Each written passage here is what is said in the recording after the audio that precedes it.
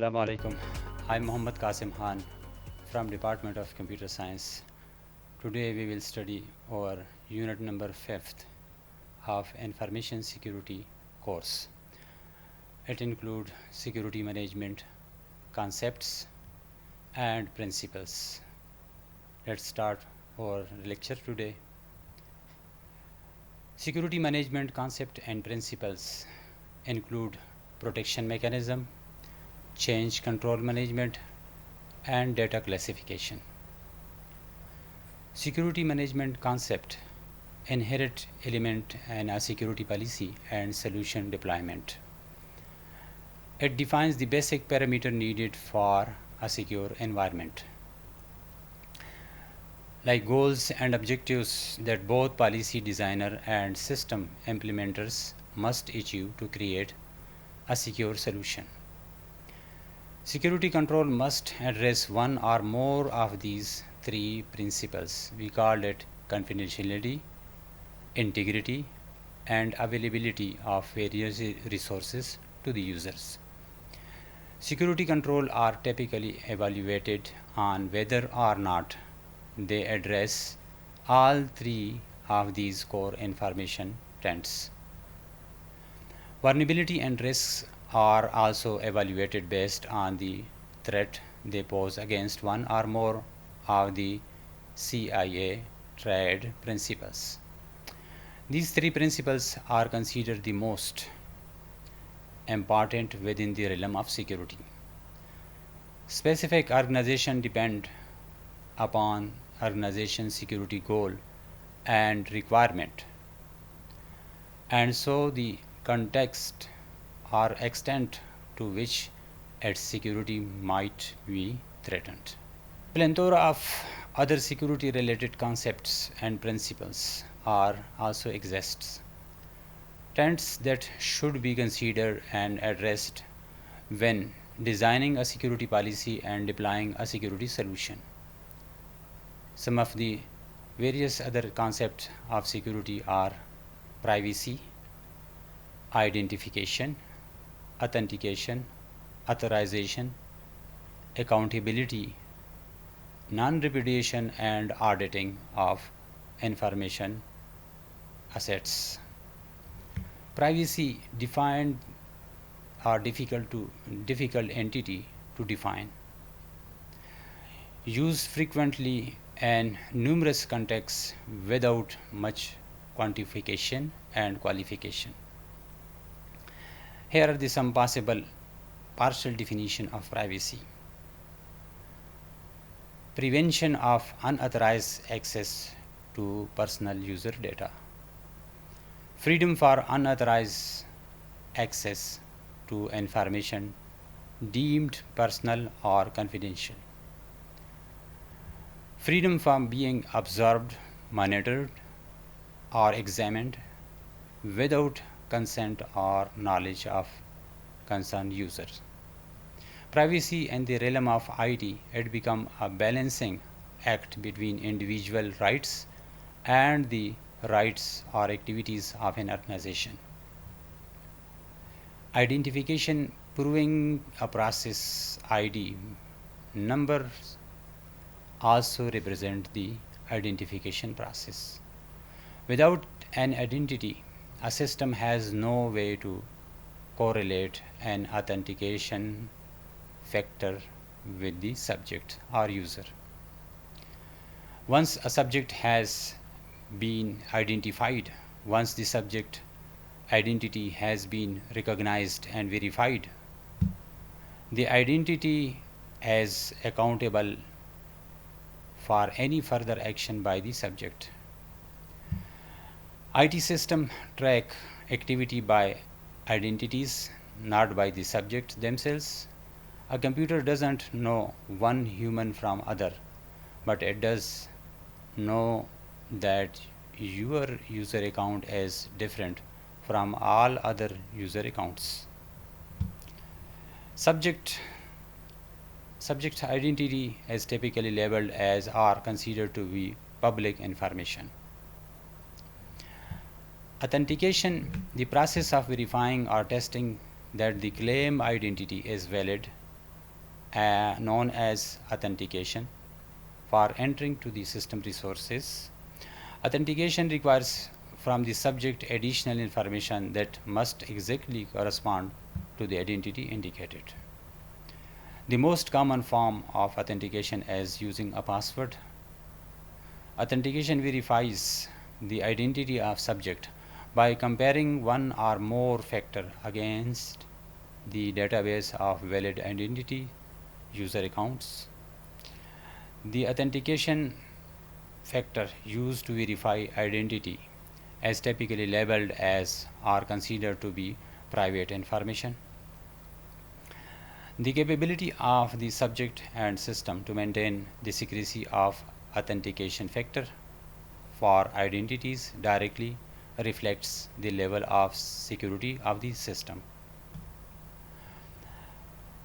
Authentication and identification are always used together as a single two-step process, providing the identity as step 1 and providing the authentication factor as step 2. Without both, a subject cannot gain access to system, neither document or any type of resources. Neither element alone is useful. There are several types of authentication information a subject can provide. Something you have and something you know. Both are used for authentication, like password or smart card, etc. Each authentication technique or factor has its unique benefits and drawbacks. Thus, it is important to evaluate each mechanism in light of the environment in which it will be deployed to determine viability.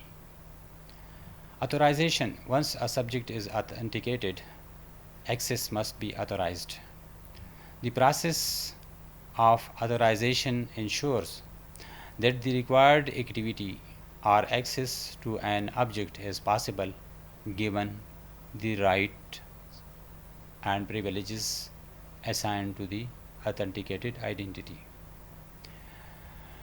In most cases, the system evaluates an access control matrix that compares the subject, objects, and the intended activities related to these.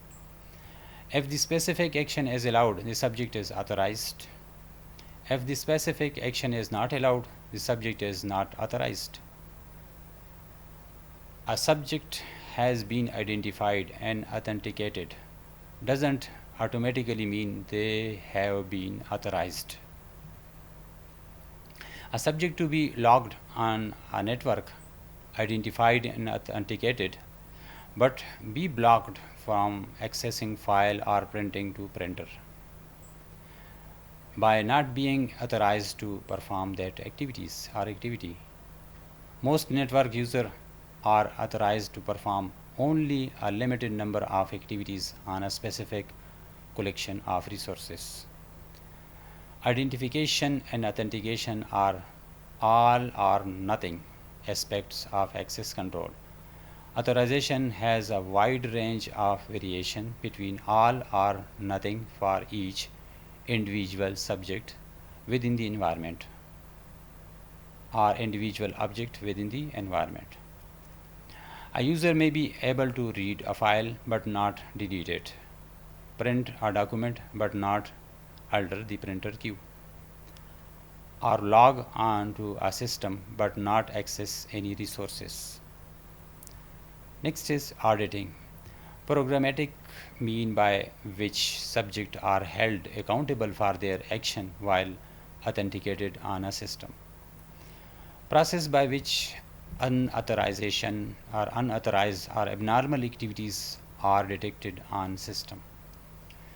Recording activity of a subject and object as well as recording the activities of core system function that maintain the operating environment and the security mechanism.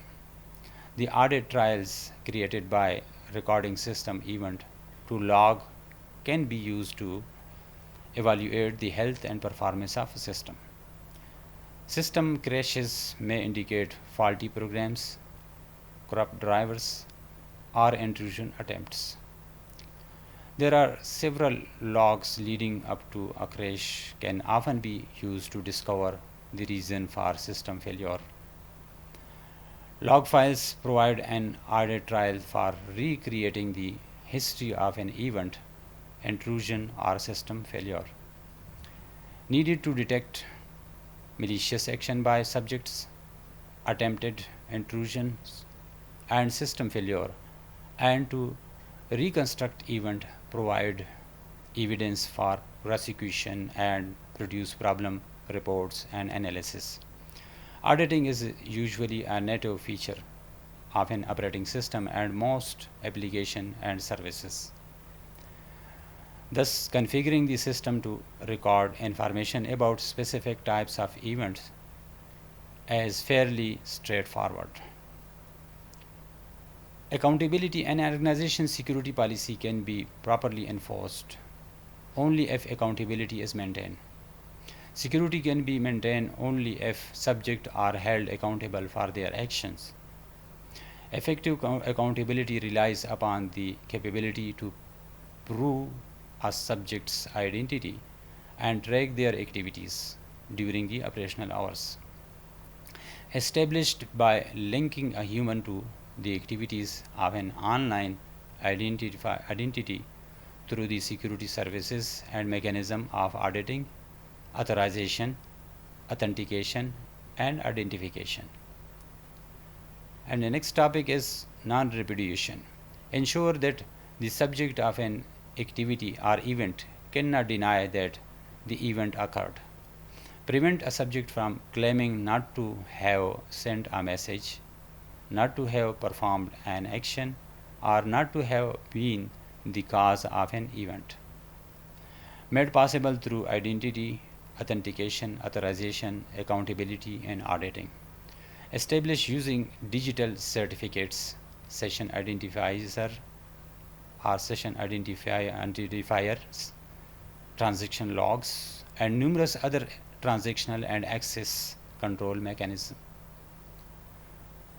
Protection mechanism. Another aspects of security solution concept and principle as the element of protection mechanism. How to protect system from various type of activities that is not recorded and the access control list. These common characteristics of security controls. Not all security control must have them, but many controls offer their protection for confidentiality, integrity, and availability through the use of these mechanisms. One is layering approach. When we use security and one after another, we call it a layering security mechanism, or we call it defense in depth. Simply the use of multiple control in a service on a series. No one specific control can protect against all possible threats. Multi-layer solution allow for numerous different and specific control to be brought to bear against whatever threat come to pass. When security solutions are designed and layer, most threats are eliminated, mitigated, or thwarted. Using layer in a series rather than in parallel as important concept of security or information security.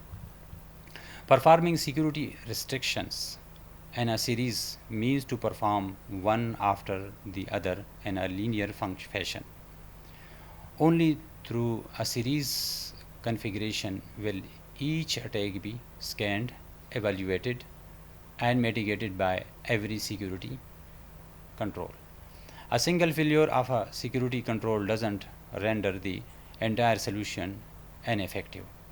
If a security control were implemented in parallel, a threat could pass through a single checkpoint that didn't address its particular malicious activity.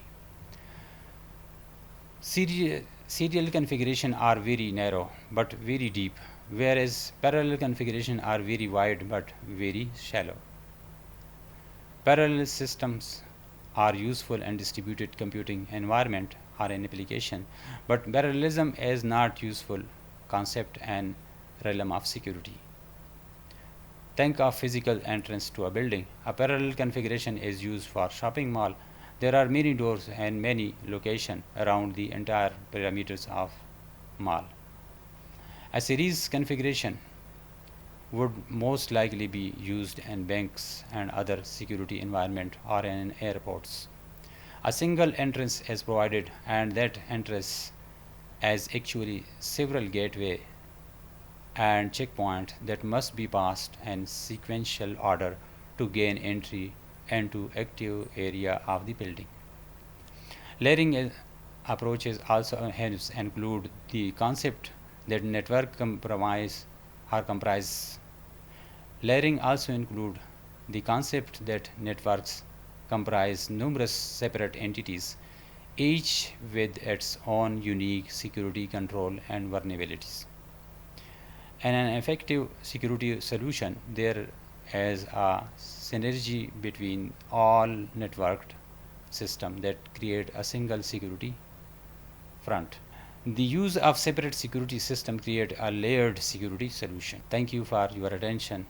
This concludes our today's session of part 1 of unit number 5, security management. Please review this topic and prepare for next part of our unit number 5. Allah Hafiz.